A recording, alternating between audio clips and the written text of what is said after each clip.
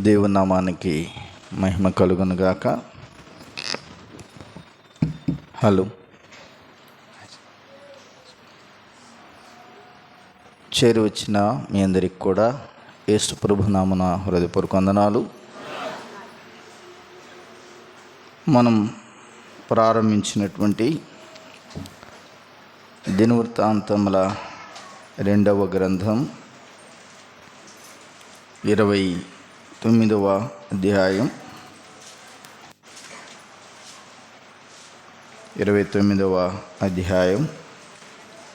3 వచనాలు 2 వచనాలు చదువుకుందాం.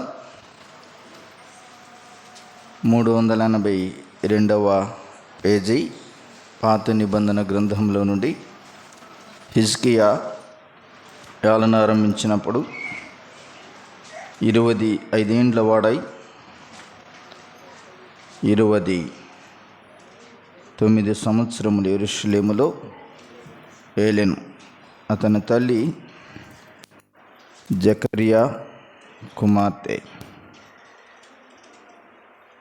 ఆమె పేరు అబియా. అతడు తన పితరుడగు దావీదు చర్య అంతటి ప్రకారం యెహోవా దృష్టికి యథార్థముగా ప్రవర్తించాను. చిన్న మాట నేను కూడా ప్రార్థన చేస్తాను. ప్రేమ కలిగిన తండ్రి, చదవబడిన లేఖన భాగం మా అందరి కొరకు ఆశీర్వదించి పంచిపెట్టమని క్రీస్తు ప్రభు నామముని ప్రార్థించి వేడుకొనుచున్నాం తండ్రి, ఆమేన్. మనం చదువుకున్నటువంటి దినవృత్తాంతముల 2వ గ్రంథం 29వ అధ్యాయంలోని మాటలు మనం చదువుతూ ఉన్నాం, ధ్యానిస్తూ ఉన్నాం. దీనికి ముందుగా దినవృత్తాంతముల ఈ 2వ గ్రంథంలో కానీ రాజుల గ్రంథంలో కానీ పరిపాలన చేసినటువంటి రాజులు ఎంతమంది అనేది ఉరకలాగా టూకీగా జ్ఞాపకం చేసుకుందాం. దినవృత్తాంతముల 2వ గ్రంథంలోనే దినవృత్తాంతముల 2వ గ్రంథం 10వ అధ్యాయం 1వ వచనంలో రెహబాము పట్టాభిషేకం చేయుటకై ఇశ్రాయేలందరూ షెకెమునకు వెళ్ళగా అనే మాట ఇక్కడ మనం చూస్తూ ఉన్నాం. దానికి ముందు 31వ వచనం 9:31. తరువాత సొలొమోను తన పితరులతో కూడా నిద్రించి తన తండ్రి అయిన దావీదు పట్టణమందు పాతి పెట్టబడెను. అతనికి బదులుగా అతని కుమారుడైన రెహబాము రాజాయను. పాలస్తీనా దేశంలో దేవుని ప్రజలైన ఇశ్రాయేలు ప్రజలను ఏకదాటిగా అంటే 12 గోత్రాల వారిని కలిపి పరిపాలించినటువంటి రాజులు ఎంతమంది ఉన్నారు? 3 రాజులు. మొదటి రాజు సౌలు రాజు, 2వ రాజు దావీదు రాజు, 3వ రాజు సొలొమోను రాజు. అంటే ఈ 3 పరిపాలన కాలంలో దేవుని ప్రజలైన ఇశ్రాయేలు ప్రజలు ఐక్యతగా ఉన్నారు. వారు ఒకే రాజ్యముగా ఉన్నారు. అప్పుడు సొలొమోను రాజు చనిపోయిన తర్వాత అతని కుమారుడైనటువంటి రెహబాము రాజాయను అనే మాట చూస్తున్నాం. ఈ రెహబాము కాలంలోనే రాజ్యము 2గా చీలిపోయింది.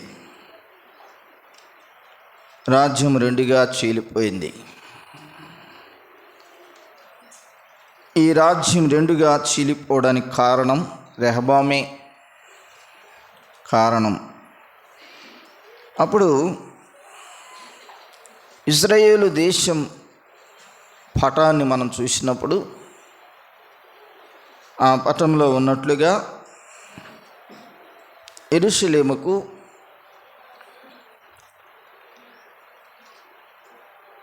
దక్షిణ రాజ్యముగా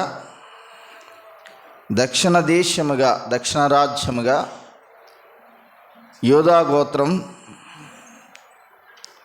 ఉత్తర రాజ్యముగా ఇశ్రాయేలు రాజ్యం, ఈ రెండు రాజ్యాలు ప్రారంభమయ్యాయి రెహబాము కాలంలో. ఈ దక్షిణ రాజ్యముగా రెండు గోత్రాలు పరిపాలన చేశారని గతంలో నేను చెప్పాను. ఆ రెండు గోత్రాల వారు యోధా గోత్రం, రెండవది బెన్యామీను గోత్రం. యాకోబు సంతానమైనటువంటి లేక ఇశ్రాయేలీలు అనబడిన 12 గోత్రాల వారిలో యోధా గోత్రం, బెన్యామీను గోత్రం వీరిద్దరూ కలిపి యోధా దేశమును పరిపాలన చేశారు. ఉత్తర రాజ్యంగా ఉన్నటువంటి ఇశ్రాయేలు రాజ్యం 10 గోత్రాల వారు ఉత్తర రాజ్యంగా చీలిపోయారు. ఉత్తర రాజ్యం ఇశ్రాయేలు రాజ్యం షోమ్రోను పట్టణం రాజధానిగా ఉంటే, యూదా రాజ్యానికి రాజధానిగా యెరూషలేము ఉంది. ఉత్తర రాజ్యమైనటువంటి ఇశ్రాయేలు రాజ్యానికి రాజులు మొత్తం 19 రాజులు. దక్షిణ రాజ్యముగా ఉన్నటువంటి యూదా రాజ్యమైనటువంటి ఈ రాజ్యానికి 20 మంది రాజులు ఉన్నారు. ఈ 20 మంది రాజులలో ఒక స్త్రీ ఉంది, పరిపాలన చేసిన ఆమె రాణి. 20 మందిలో కనుక యూదా దేశం పరిపాలించినటువంటి రాజులలో మొదటి రాజు ఎవరు? రెహబాము అనే మాట మనం చూస్తూ ఉన్నాం.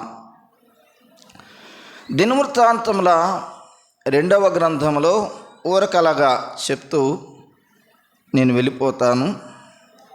దినవృత్తాంతముల 2వ గ్రంథం 10వ అధ్యాయంలో మొదలుకొని 12వ అధ్యాయం వరకు రెహబాము పరిపాలన కొనసాగింది.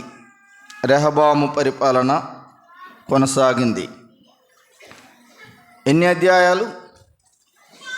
10వ అధ్యాయం, 11వ అధ్యాయం, 12వ అధ్యాయం, 3 అధ్యాయాలు పరిపాలన చేశాడు రెహబాము దక్షిణ రాజ్యముగా ఉన్న యూదా రాజ్యాన్ని.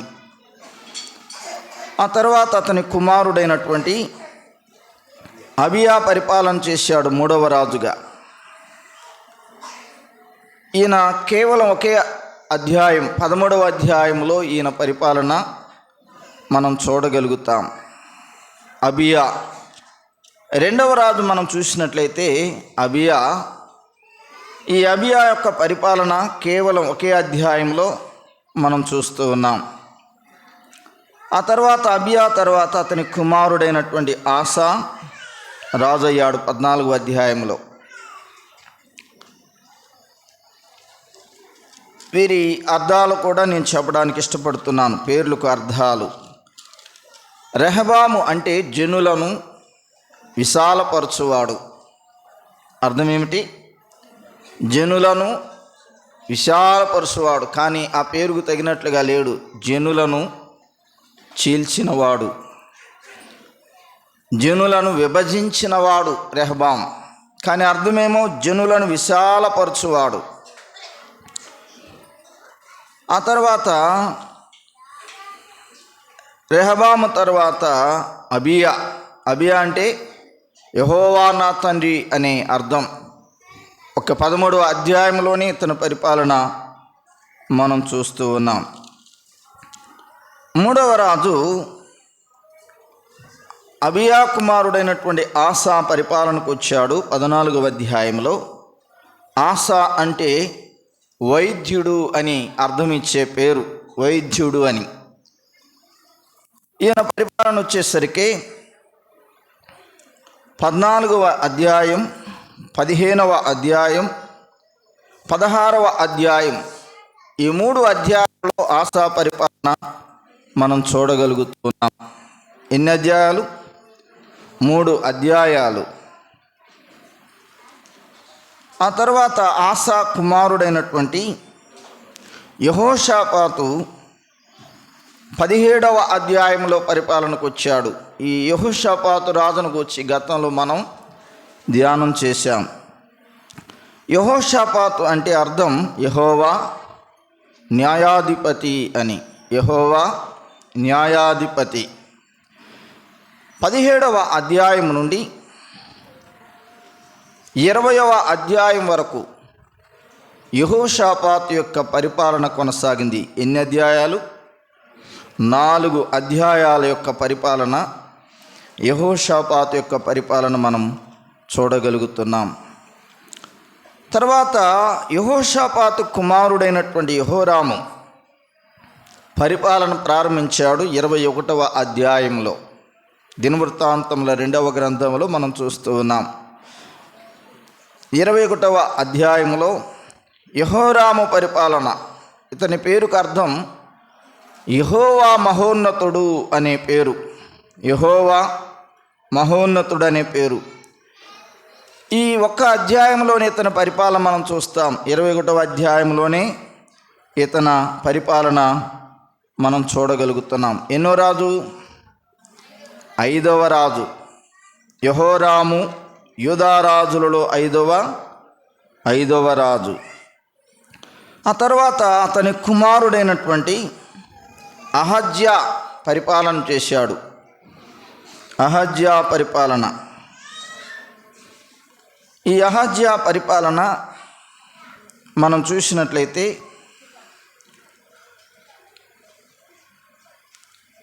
22వ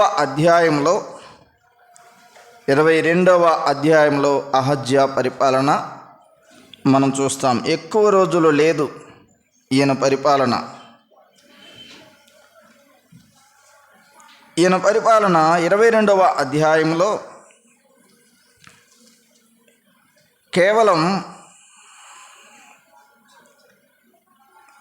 ఎన్ని సంవత్సరాలు పరిపాలన చేశాడట? 1 సంవత్సరం పరిపాలన చేశాడు. అంటే ఈ అధ్యాయంలో మనం చూసినట్లయితే 10వ అధ్యాయం వరకు, 10వ వచనం వరకు మాత్రమే ఉంది 22వ అధ్యాయంలో, కొన్ని వచనాలు మాత్రమే. అహజ్యా అంటే పేరుకు అర్థం యెహోవా స్థిరపరచువాడు అని. 6వ రాజు. ఈ అహజ్యా తర్వాత యూదా దేశమును పరిపాలించడానికి వచ్చింది ఒక ఆమె పేరే అతల్యా. అతల్యా పరిపాలన చేసింది. ఈమె చరిత్ర చాలా ఉంది. యూదా రాజులందరినీ ఆమె సంహరించి, రాజుల సంబంధమైన వంశానికి సంబంధించిన వారిని సంహరించి ఆమె రాణి అయింది. ఆమె పేరు అతల్యా. అతల్యా అనే పేరుకు యెహోవా బలిష్ఠుడు అని అర్థం.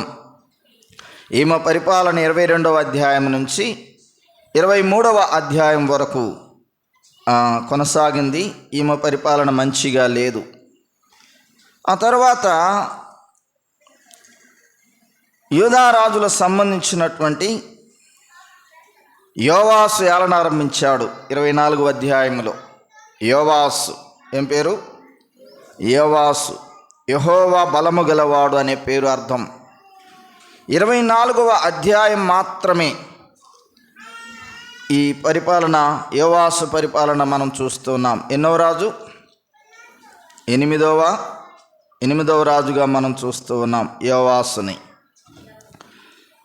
24వ అధ్యాయం మాత్రమే ఇతని పరిపాలన ఉంది. 25వ అధ్యాయంలో అతనికి బదులుగా, అంటే యోవాసు కుమారుడు అమజ్యా పరిపాలన చేశాడు. యెహోవా అలంకరించును అనే పేరు అర్థం ఉంది. 25వ అధ్యాయంలో ఇతని పరిపాలన మనం చూస్తూ ఉన్నాం. ఇతని పరిపాలన 25వ అధ్యాయంలో మనం చూస్తూ ఉన్నాం. 9వ రాజుగా యూదా రాజుని మనం చూస్తూ ఉన్నాం. ఆ తరువాత 26వ అధ్యాయంలో యోవాసు కుమారుడైనటువంటి ఉజ్జియా రాజు అయ్యాడని 26వ అధ్యాయంలో, క్షమించండి, అమజ్యా కుమారుడైన కదా. 8వ రాజు ఎవరు?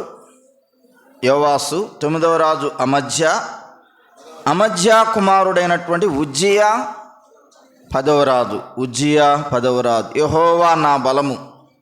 26వ అధ్యాయం మొత్తం ఈయన పరిపాలన మనం చూస్తూ ఉన్నాం. వారు పరిపాలించినటువంటి సంవత్సరాలు కూడా ఉన్నాయి, కానీ నేను చదవడం లేదు.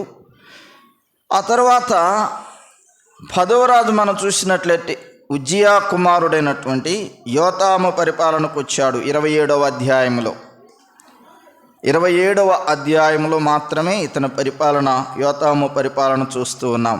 ఈయన 11వ రాజు. ఆ తర్వాత యోతాము కుమారుడైనటువంటి ఆహాజు 28వ అధ్యాయంలో పరిపాలనకు వచ్చాడు. ఈయన 28 అధ్యాయం మొత్తం పరిపాలన చూస్తాం. ఆహాజు అంటే భోక్త లేక సొత్తుగాడు అనే అర్థం మనం చూస్తూ ఉన్నాం. ఎన్నో రాజు? ఆహాజు 12వ రాజు. ఆహాజు 12వ రాజు. ఇతని పరిపాలన 28వ అధ్యాయంలో ఎలాగుందంటే చాలా వరస్ట్గా ఉంది, చాలా దుష్ట పరిపాలనగా ఉంది. అతని కుమారుడు 29వ అధ్యాయంలో హిజ్కియా అని మనం చూస్తూ ఉన్నాం. హిజ్కియా. ఈయన 13వ రాజు. ఎవరు? హిజ్కియా 13వ రాజు. హిజ్కియా అనే పేరు అర్థం యెహోవా బలము గలవాడు అనే మాట చూస్తూ ఉన్నాం. 29వ అధ్యాయం నుండి 32వ అధ్యాయం వరకు హిజ్కియా యూదా ప్రజలను పరిపాలించిన వాడుగా చూస్తాం. హిజ్కియా ఎన్ని అధ్యాయాలు? 4 అధ్యాయాలు పరిపాలన, హిజ్కియా పరిపాలన మనం చూస్తూ ఉన్నాం. 32వ అధ్యాయం వరకు హిజ్కియా పరిపాలన చూస్తాం. ఆ తర్వాత 14వ రాజుగా హిజ్కియా కుమారుడైనటువంటి మనస్సే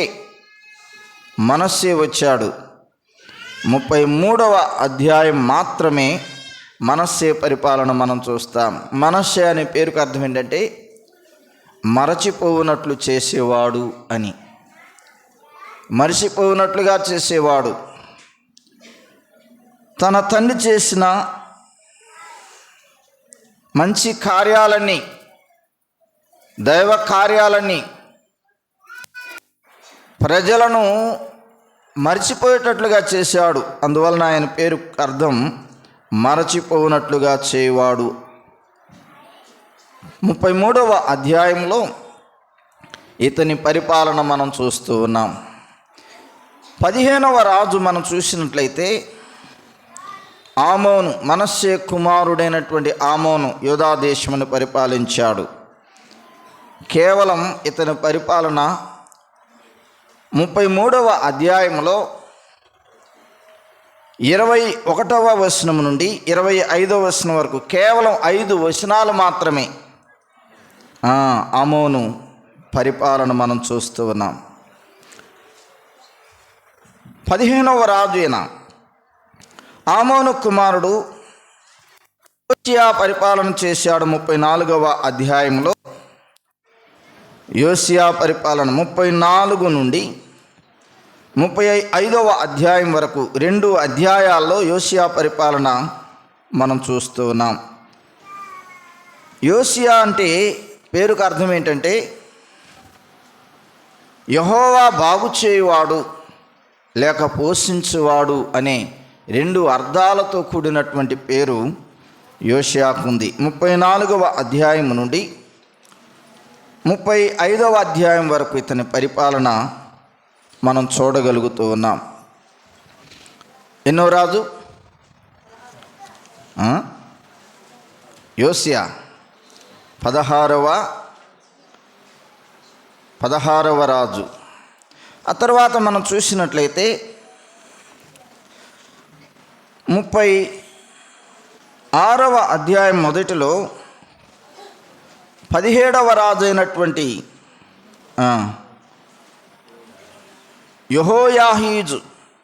యెహోయాహాజు అనే మాట ఉంది కదా. యెహోయాహాజు ఎన్నో రాజు? 17వ రాజు. యెహోవా స్థాపించును అనే మాటకు అర్థం ఉంటుంది. ఈయన 17వ రాజు. కేవలం 36వ అధ్యాయం మొదటి వచనం నుండి 4వ వచనం వరకు మాత్రమే ఇతని పరిపాలన ఉంది. కేవలం 4 వచనాల్లోనే ఇతని పరిపాలన ఉంది. యెహోయాహాజు అనే పేరు కదా. ఆ తర్వాత అతని కుమారుడైనటువంటి యెహోయాకీము అనే పేరుంది. యెహోయాకీము, యెహోవా స్థాపించును అనే పేరు అర్థం. యెహోవా స్థాపించును అనే పేరు అర్థం. ఇతడు కూడా పరిపాలన 2 వచనాలు మాత్రమే ఉంది. 9వ వచనం, 10వ వచనం. ఈ 2 వచనాల్లోనే యెహోయాకీను పరిపాలన చూస్తూ ఉన్నాం. ఎన్నో రాజు? క్షమించండి, 5 నుంచి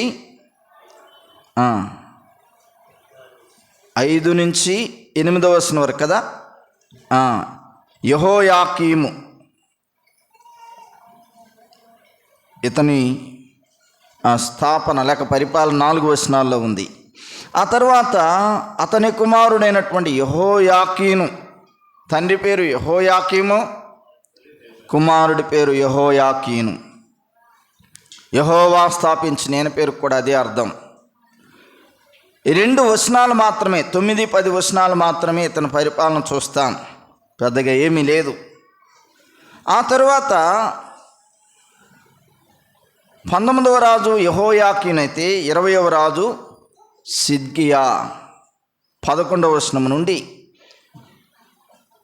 23వ వచనం వరకు ఇతని పరిపాలన ఉంది. అంటే దినవృత్తాంతముల 2వ గ్రంథం 36వ అధ్యాయం 11వ వచనం నుండి 23వ వచనం వరకు సిద్కియా పరిపాలన ఉంది. 13 వచనాలలో ఉంది ఇతని పరిపాలన.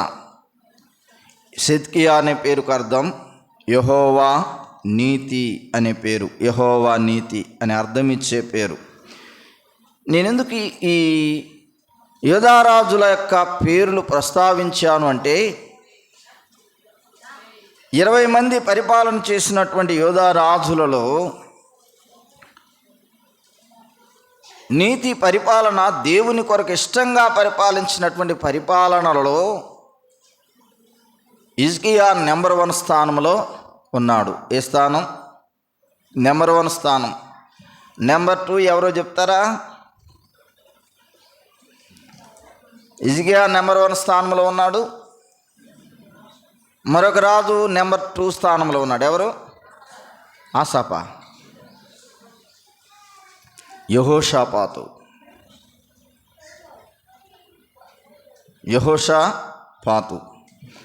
ఆ తర్వాత 3వ స్థానంలో ఆసాపు ఉన్నాడు. ఆ తర్వాత 4వ స్థానంలో యోషియా ఉన్నాడు.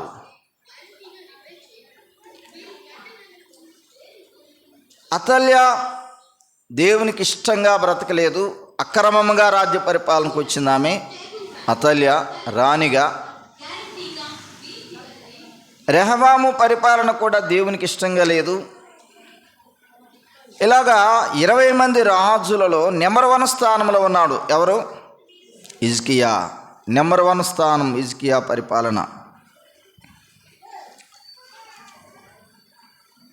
29వ అధ్యాయంలోనికి రండి. ఊరికలాగా చెప్పి నేను ముగింపు చేస్తాను, సమయం అయిపోయింది కనుక. 29వ అధ్యాయం. హిజ్కియా ఏలన ఆరంభించినప్పుడు 25 ఏండ్ల వాడై 29 సంవత్సరములో యెరూషలేములో ఏలెను.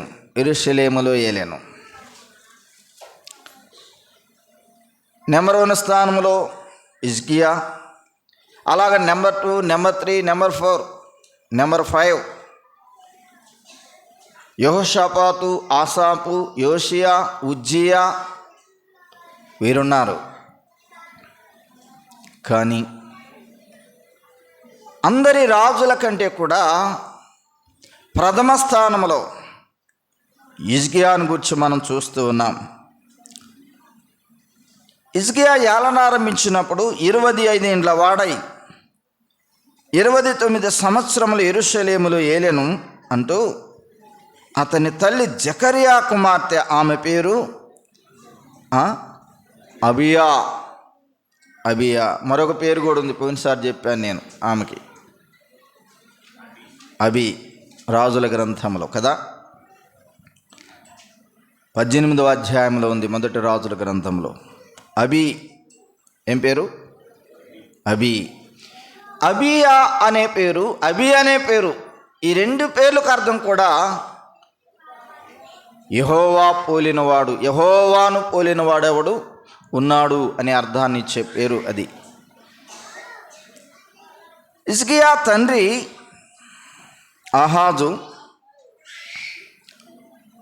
హిజ్కియా తల్లి అబియా, అనే 2 పేర్లతో ఉన్నటువంటి ఆమె.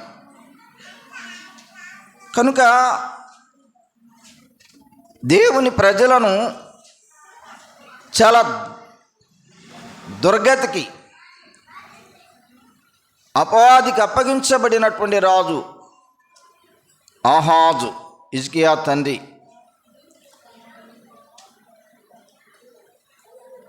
హిజ్కియా తల్లి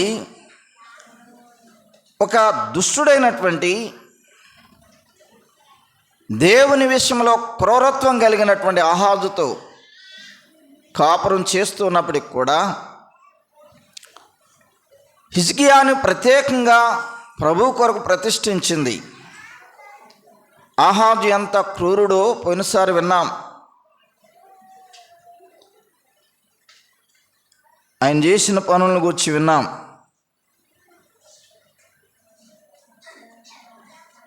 తన కుమారులను అగ్నిగుండంలో నుంచి దాటించాడు, అగ్నిగుండంలో వారిని బలి కూడా అర్పించాడని విన్నాం. కానీ హిజ్కియాను మాత్రం ఆహాజు చేసినటువంటి ఆ యొక్క బయలు దేవతకు సంబంధించి, ఇతర విగ్రహారాధనకు సంబంధించినటువంటి విషయాలలో పాలు పొందకుండా అబియా ప్రత్యేకంగా హిజ్కియా కొరకు ప్రార్థించింది, ప్రత్యేకంగా పెంచింది. 28వ అధ్యాయంలో మొత్తం మనం చదివినట్లయితే ఆహాజు యూదా దేశాన్ని ఎంత భ్రష్టు పట్టించాడో, ఆహాజు దేవుని మందిరాన్ని మూతవేసి ఆరాధనలు జరగకుండా, ప్రార్థనలు జరగకుండా, దహన బలులు, సమాధాన బలులు, అపరాధ పరిహారార్థ బలులు, దేవునికి ఇష్టమైనటువంటి బలులు ఏవి దేవుని మందిరంలో జరగకుండా ఆపు చేశాడు. ఆహాజు చేసినటువంటి పని. దేవుని ప్రజలుగా ఉన్నటువంటి లేవీయులు, యాజకులు, దేవుని మందిరంలో ఆరాధన సంబంధించినటువంటి ఆరాధన జరిగించే యాజకులు ఉన్నారు.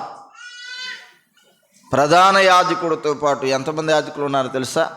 దేవుని మందిరంలో మీ కోరిక అలాగా జ్ఞాపకం చేస్తాను. 26వ అధ్యాయంలోనికి రండి. 26వ అధ్యాయం, దినవృత్తాంతముల 2వ గ్రంథం 26వ అధ్యాయం 17వ వచనం. యాజకుడైన అజర్యాయు అతనితో కూడా ధైర్యవంతులైన యెహోవా యాజకులు ఎంతమంది? 80 మంది అతని వెంబడి లోపలికి పోయిరి అనే మాట ఉంది. యెరూషలేములో దేవుని మందిరంలో ఆరాధన చేసే యాజకులు, ప్రధాన యాజకుడు కాకుండా 80 మంది మిగతా ఆయా పరిచర్యల కొరకైనటువంటి యాజకులు ఉన్నారు. దేవుని సేవ చేయడానికి. ఉజ్జియా కాలంలో ఈ సంఖ్య ప్రస్తావించబడుతూ ఉంది కదా. ఉజ్జియా తర్వాత యోతాము, యోతాము తర్వాత ఆహాజు, హిజ్కియా తండ్రి ఆహాజు. ఇప్పుడు ఆహాజు టైంకి వచ్చేసరికి యాజకత్వం జరగడం లేదు మందిరంలో.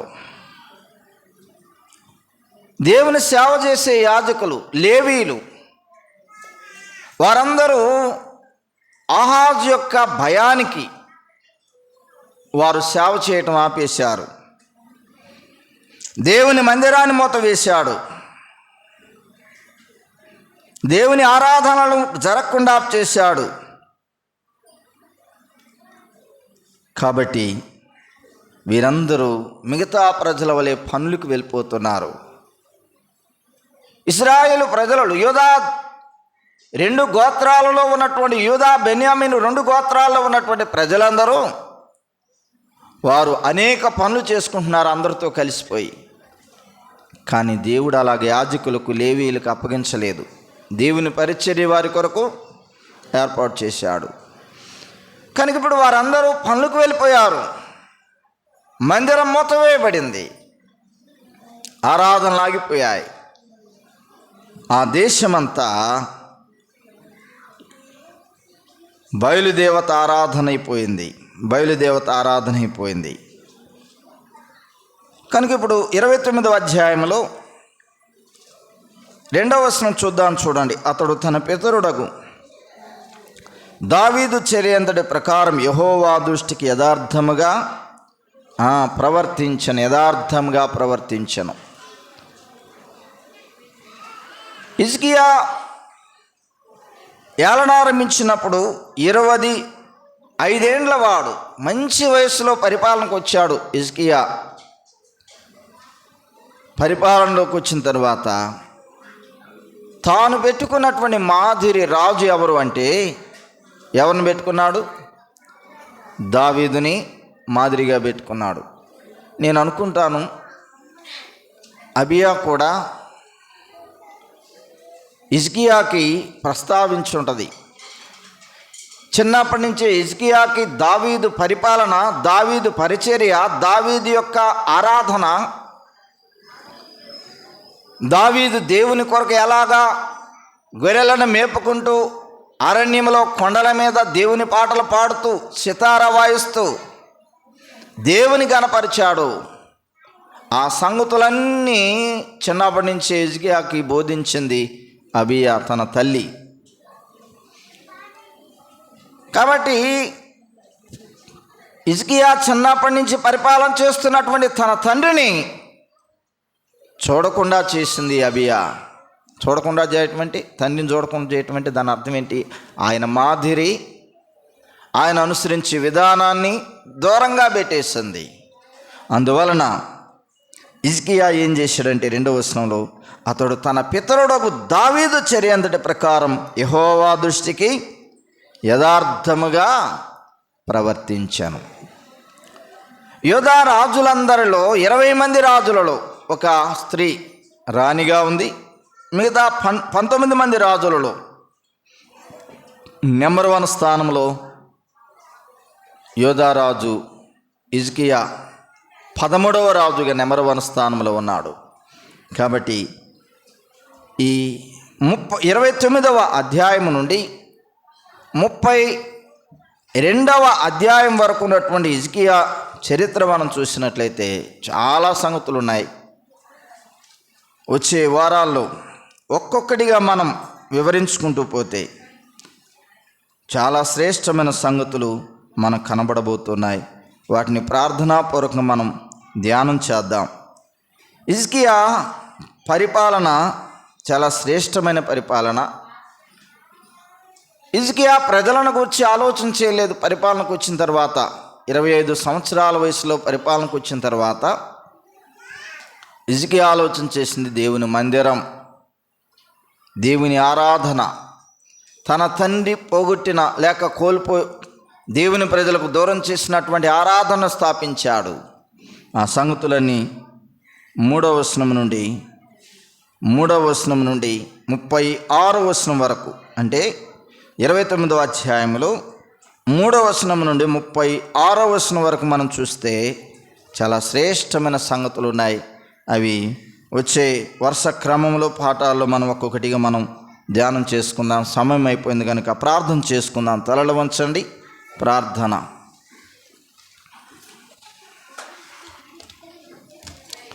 చేద్దాం. తలలు వంచండి.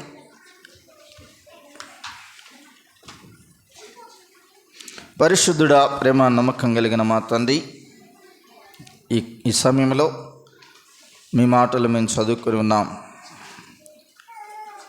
యూదా రాజుల చరిత్రలో ప్రథముడుగా, నీతిని పరిపాలించిన వాడుగా, యూదా ప్రజలందరినీ, యెరూషలేము వాసులందరినీ దేవుని వైపు మళ్లించిన హిజ్కియాను గూర్చిన ధ్యానాలు మేము చేస్తూ ఉన్నాం.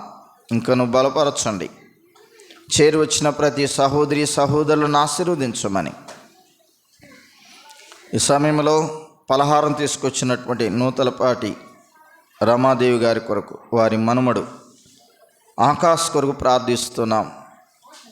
జరిగిన ఆ ప్రమాదంలో మీరు కృప చూపి కాపాడారు, ఆరోగ్యం ఇచ్చారు. అందుని బట్టి స్తోత్రం. ఇంకనూ ఆరోగ్యం ఇచ్చి మీ సన్నిధిలో కొనసాగింపు చేయమని, ఆ కుటుంబంలో ఉన్న వారందరినీ రక్షించి మీ సన్నిధికి నడిపించమని, వారు తీసుకొచ్చిన పలహారాన్ని బట్టి మిమ్మల్ని స్తుతిస్తూ, కుటుంబానికి కావాల్సిన దీవెన, రక్షణ సంబంధమైన ఆశీర్వాదం దయచేయమని, మీ దయాబాహుల్యమునకు చేరి వచ్చిన వారందరిని అప్పగించుకుంటూ, యేసు ప్రభు వారి అత్యున్నతమైన అతి శ్రేష్టమైన నామమునే ప్రార్థించి వేడుకొనుచున్నాం తండ్రి, ఆమేన్.